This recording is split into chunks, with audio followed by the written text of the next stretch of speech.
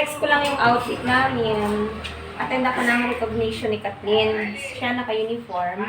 Ako is outfit check. Naka-dress again.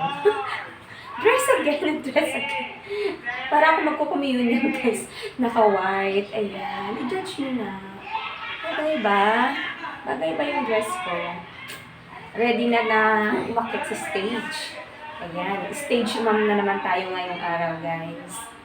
Lagi tayong stage mom taon-taon. Ayan. Outfit. Ito yung mga outfit ka namin. Di ba? Di ba ako mukhang mene? Ano na ba outfit? Ayan. Saka yung kakabitan ko ng medal mamaya. Recognition niya mamaya. Ay, naka. Outfit check. White dress.